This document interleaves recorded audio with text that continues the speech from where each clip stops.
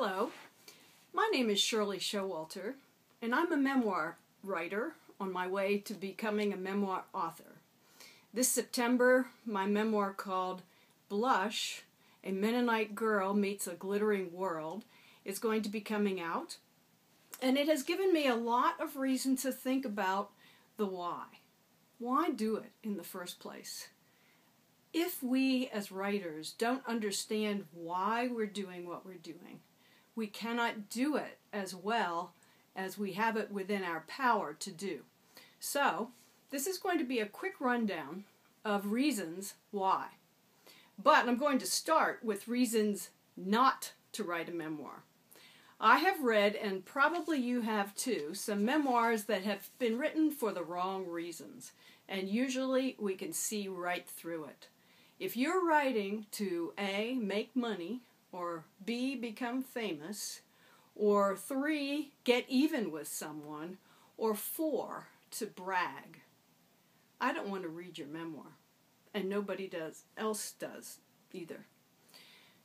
I'm sure those aren't the reasons you're writing.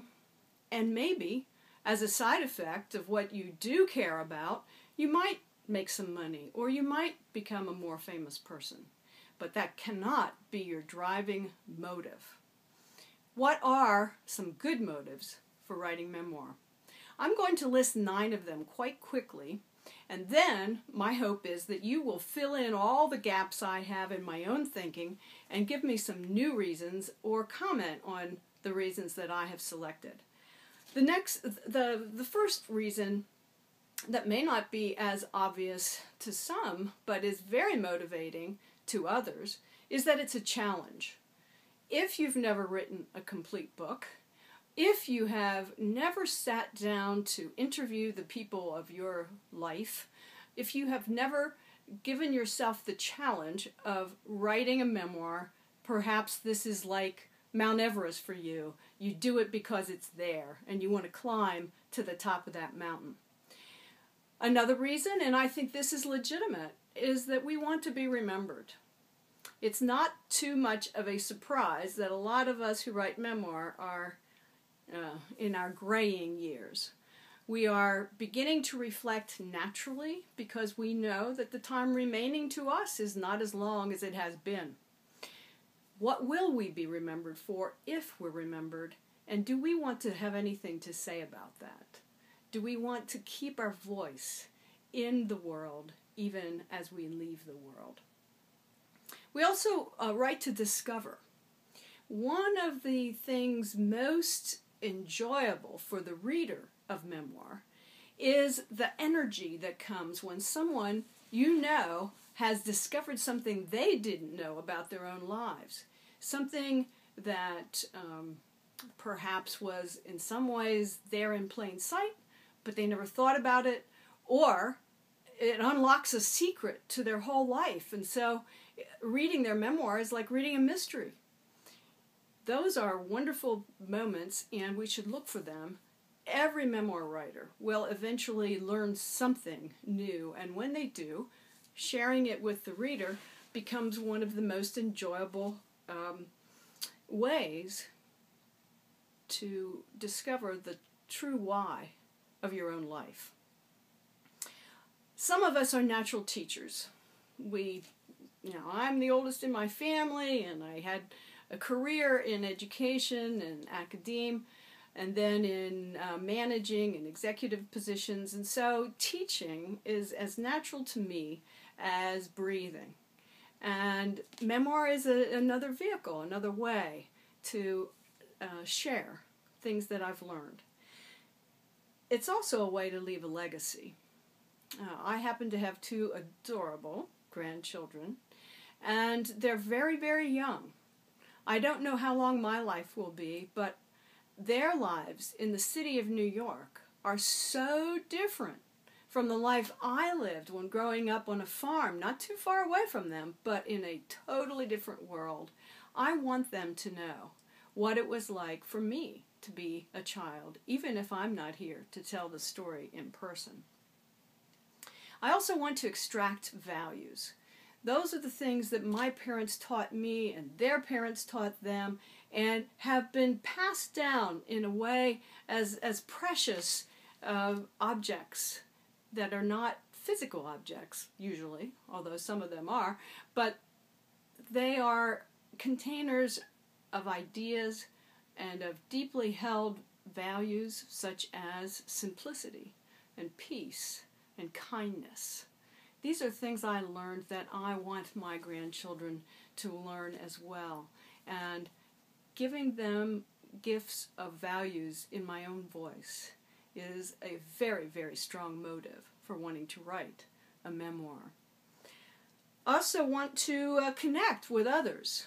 And that's, of course, why we're in this social media environment where so many people we would not have known, but who share our interests and our needs, and maybe they're writers too, or they could be writers, or they're interested in some part of our lives, and we have no way of knowing about them, except that they also show up on Twitter or Facebook or YouTube or any other means we now have of connecting with other people.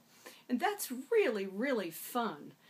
It's a good motive. I don't think it should be the overriding motive, but that's a very inspiring reason to write. You write to real people, people you know because they've commented on your blog posts or you met them at a conference. And if you can give them something of value, it makes the world seem like a more hospitable and wider and more peaceful place. Some of us write to help others. In my case, I'm writing a childhood memoir, and it's a memoir of a primarily happy childhood, which some people think is a great disadvantage if you're going to write memoir. A lot of memoir is written because someone has had a difficult experience, either in childhood or later in life. And those can be excellent memoirs, as well as memoirs about happiness. It doesn't really matter what your experience was. What matters is that you have a desire to share it so that others may heal, and you may heal too in the process. So if you've had a difficulty in your life, and one of your reasons is to write memoir is to overcome that difficulty, it can be done in a way that helps others, and that is a very, very strong motive, especially if it's in your character, in your core self, to help others. And we will know that as we read your story, if that's what your motive is. Finally, I think another good reason to write a memoir is to celebrate. And I'd like to end this little talk by showing you a book cover. You've probably seen Supreme Court Justice Sonia Sotomayor's memoir in your local bookstore. It's being touted now in a lot of the major media. But I showed you this picture because of the beautiful expression on Judge Sotomayor's face, and because of the title, My Beloved World. I'm about to read and then review this memoir. But before I ever opened the book, I loved the book. I saw something shining through that face. That judge doesn't need my money. She doesn't need more fame. She doesn't want to get even. She's not hoping to brag about her life.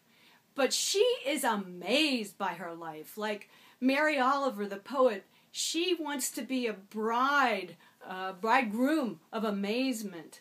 And so I know that I'm going to feel energy, and I'm going to feel inspired. I'm going to feel as though I can do more in my own life by reading her memoir. That's a pretty powerful thing to feel before you even open the book. So no matter what all of your reasons are for writing memoir, I hope that you will celebrate the fact that you have lived and that you have something to share with the world.